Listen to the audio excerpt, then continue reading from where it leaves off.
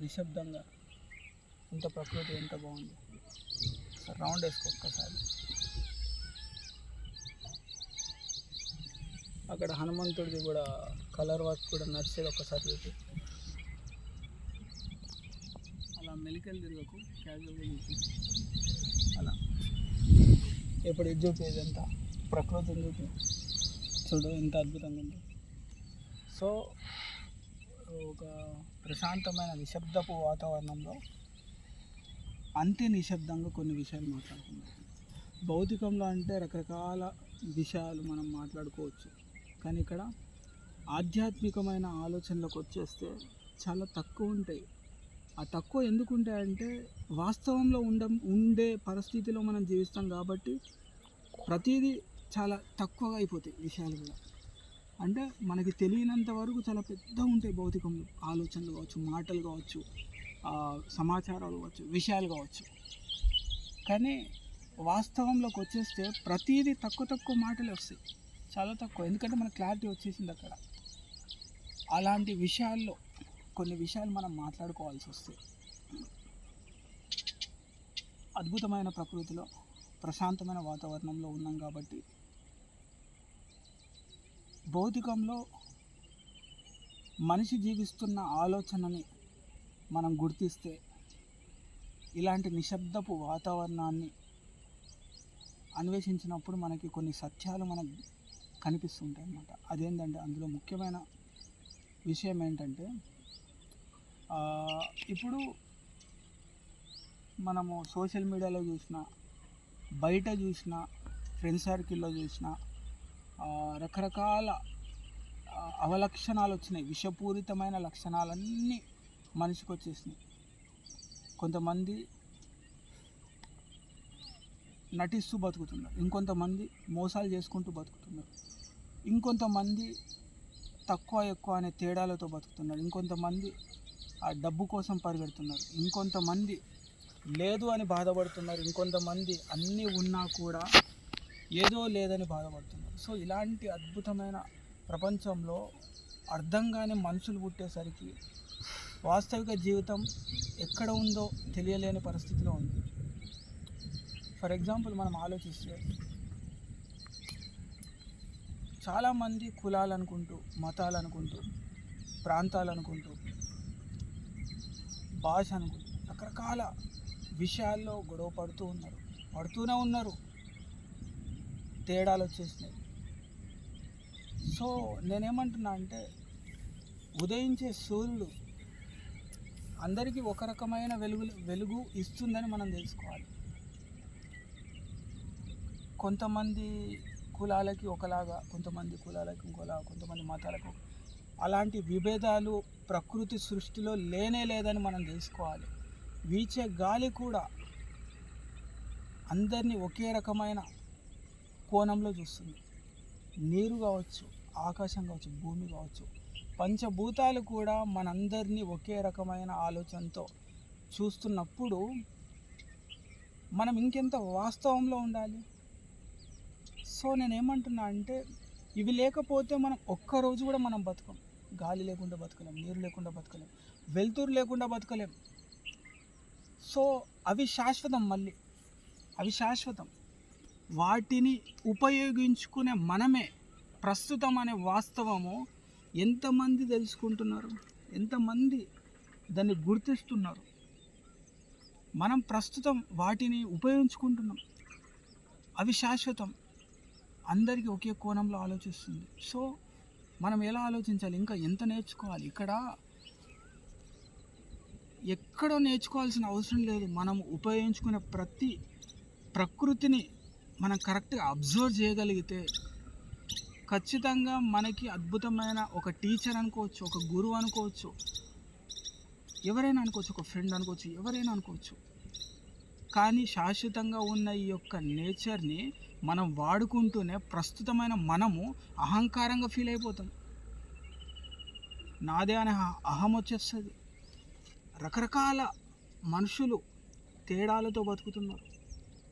So ఇవన్నీ ఎందుకు వచ్చేస్తున్నాయి అని మనం తెలుసుకుంటే తక్కువ ఎక్కువ కోపాలు, ఈర్ష్యలు, ఇవన్నీ రకరకాల అవలక్షణాలు, విషపూరితమైన లక్షణాలు మనిషిలో ఈరోజు విపరీతంగా పెరిగిపోతున్నాయి.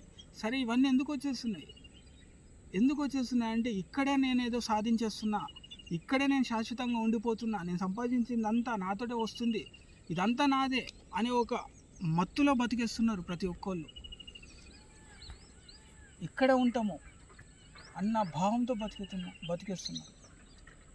కాకపోతే మనం తెలుసుకోవాల్సింది ఏంటంటే మన కళ్ళ ముందు ఉన్నదంతా శాశ్వతంగా ఉంటాయి, కానీ చూసే ప్రతి వ్యక్తి కూడా ప్రస్తుతమే అనే వాస్తవం తెలుసుకోవాలి. వాటిని మనం లగ్జరీగా చూస్తున్నాం కోణంతో. ఆలోచించాలి. ఇక్కడ ఏదో ఉండిపోతాం అన్న భావంతో చాలామంది బతికేస్తున్నారు. ఇప్పటికి కూడా చాలామంది మనం చూస్తూనే ఉంటాం. అర్థం పర్థం లేని మాటలు, అవసరం లేని అవలక్షణమైన బిహేవియర్ కావచ్చు, ఆలోచన మార్పు కావచ్చు, చూసే కోణం కావచ్చు, చాలా అనిపిస్తుంటుంది ఇలాంటి మనుషుల్ని చూస్తుంటే. వాళ్ళు జస్ట్ జీవిస్తున్నారు అంతే, బతుకుతున్నారు అంతే, కానీ బతకడం అర్థం చేసుకుంటున్నారా? జీవితాన్ని జీవించడానికి ప్రయత్నిస్తూ ఆ జీవనం యొక్క మూలం పట్టుకుంటున్నారా? అసలు ఆలోచిస్తే అనిపిస్తుంటుంది అప్పుడప్పుడు.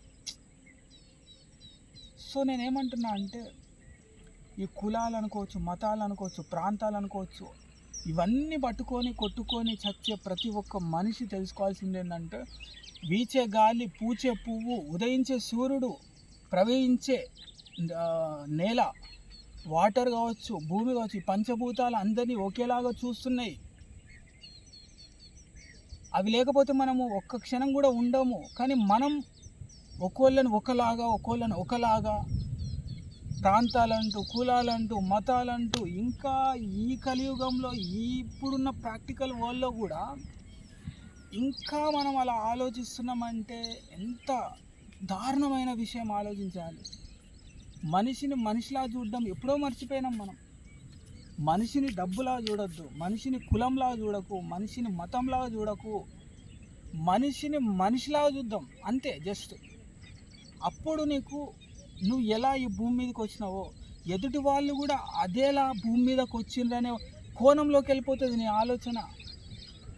మనిషిని వేరే రకంగా చూడడం మానేయి. మనిషిని మనిషిలా చూస్తే ఏ ప్రాబ్లం రాదు నీకు. ఇది తెలుసుకోగలిగితేనే అర్థమవుతుంది. ఇది అర్థం కాని పెద్ద సబ్జెక్ట్ ఏం కాదు. చాలా చిన్న విషయమే, కానీ అర్థం చేసుకునే కోణం నీ ఆలోచనలో పుట్టాలి. ఇప్పుడు ఇంత అద్భుతమైన ప్రకృతిలో మనం కూర్చున్నాము, ఆలోచిస్తే అనిపిస్తుంటుంది అప్పుడప్పుడు. నేచర్ ఎప్పుడు కూడా ఎంత ప్రశాంతంగా మనల్ని తయారు చేస్తుంది, కానీ మనం అది ఏమాత్రం కూడా మనం పట్టించుకోని విధంగా మన ఆలోచన మారిపోతుంది. సృష్టి చాలా గొప్పది. ఆ సృష్టి మనకొకటి నేర్పించడానికే తయారు చేస్తే మనిషి అనేవాడు అవసరం లేని అన్నీ తయారు చేసి అందులో బతికేస్తూ అసలైన కోణంలో నుంచి చూడడం ఎప్పుడో మర్చిపోతున్నాడు. సో ఎప్పుడైతే నువ్వు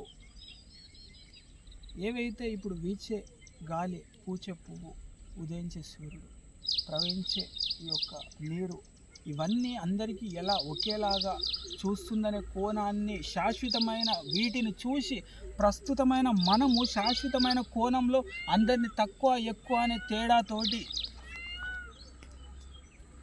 ఈ యొక్క విషపూరితమైన లక్షణాలు ఎప్పుడైతే మనిషి మానుకుంటాడో అప్పుడు మనిషిని మనిషిలా చూడడం మొదలు పెడతాడు. అప్పుడు ఆ మనిషి అర్థమవుతాడు మనకి. ఎందుకంటే మనిషిని మనిషిలా చూడకుండా మధ్యలో ఏవో అడ్డం పెట్టేసుకుంటున్నాం మనం. ఏవో అడ్డం పెట్టుకోవడం వల్ల ఆ మనిషి మనకు కనిపించట్లేడు. మనం తయారు చేసిన ఈ యొక్క ప్రస్తుతమే అడ్డం పెట్టుకుంటున్నాం. అడ్డం పెట్టుకొని ఆ మనిషితో బతకాల్సిన ఈ యొక్క భౌతికమైన కొంతకాలం పాటు కూడా మనము వేటినో దాని మీద అడ్డం పెట్టుకొని మనిషిని మనిషిలా చూడడం మానేసి మనిషిలో వేరే కోణంతో మనం చూసి అందరినీ దూరం చేసుకుంటున్నాం. ఎవరితో మనం శాశ్వతంగా సంతోషంగా జీవించలేకపోతున్నాం. చివరికి నువ్వు ఏం తెలుసుకుంటున్నావు ఈ యొక్క ఆధ్యాత్మిక ప్రపంచంలో? ఎవరు నేర్పాలి నీకు? ఎవరు తెలియజేయాలి? ఇవన్నీ బయట ఎవరు చెప్తున్నారు? ఎక్కడొక చోట కొంతమంది చెప్తున్నారు, కానీ వాళ్ళ వైపు ఎవరు చూస్తున్నారు చూపు? ఈ మాయా ప్రపంచం అనే ఈ యొక్క భౌతికము మనుషుల్ని వెంటాడి వేధించి మనిషి యొక్క ఆలోచనని మార్చేస్తుంది. ఇలాంటి అద్భుతమైన మాయ మనిషిని పాడు చేస్తున్న కోణంలో ఆధ్యాత్మికమైన ఈ యొక్క ప్రకృతి చెప్పే పరమ సత్యాన్ని ఎంతమంది తెలుసుకుంటున్నారు? నువ్వు ఒక్కసారి ఇలా ఈ కోణంలో నుంచి నీ మనసు విప్పి ప్రశాంతమైన వాతావరణంలో నిశ్శబ్దంలోనే ఉన్న సత్యాన్ని నువ్వు తెలుసుకోగలిగితేనే నువ్వు భౌతికంలో చూసే మనుషుల కోణం మారుతుంది. నీకు మనిషిని మనిషిలాగా చూసే లక్షణం నీలో పుడుతుంది.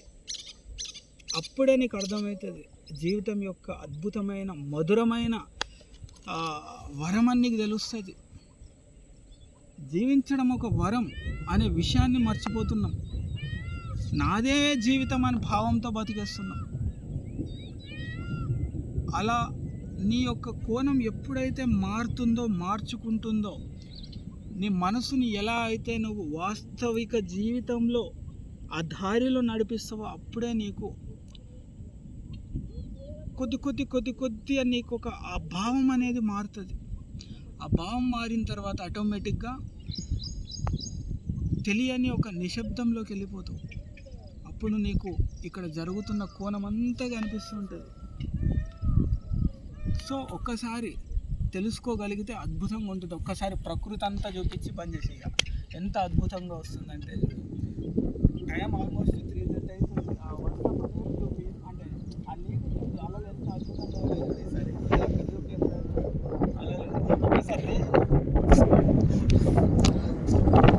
ఇది కదా అసలైన విశ్వం యొక్క అద్భుతం. ఇది కదా మనం ఆస్వాదించాల్సింది. ఎంత అద్భుతం చూడు, అద్భుతమైన ప్రకృతి చూడు, ఎక్కడ చూడు, చుట్టూ పచ్చటి చెట్లు చూడు, ప్రకృతి యొక్క గాలి చూడు, విశ్వం యొక్క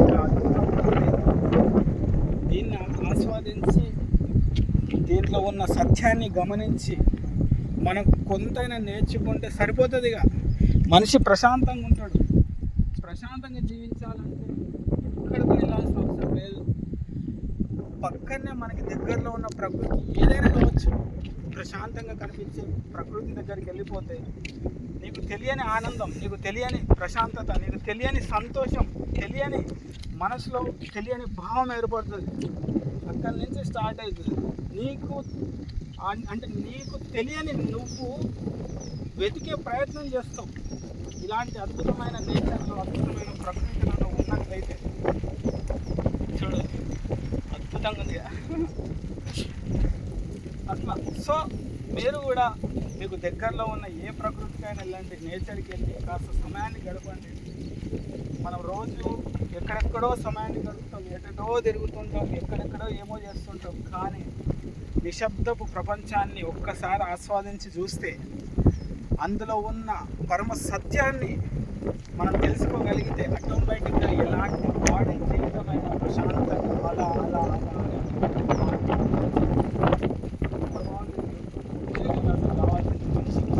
అద్భుతమైన గాలి, ప్యూర్ ఆక్సిజన్. నిజమైన ప్రకృతి యొక్క గాలి అంటే ఇదే. నిజమైన ప్రకృతి గాలి ఆస్వాదించడం అంటే ఇదే. ఇప్పుడు ఇక్కడ ఏముంది చెప్పు? స్వచ్ఛమైన గాలి తప్ప, పచ్చటి ప్రకృతి తప్ప, అద్భుతమైన ఆనందం. ఇక్కడే ప్రపంచం పక్కన పెడితే ప్రకృతి అంతా అద్భుతంగా కనిపిస్తుంది. ఇది ఎవరు తయారు చేసింది?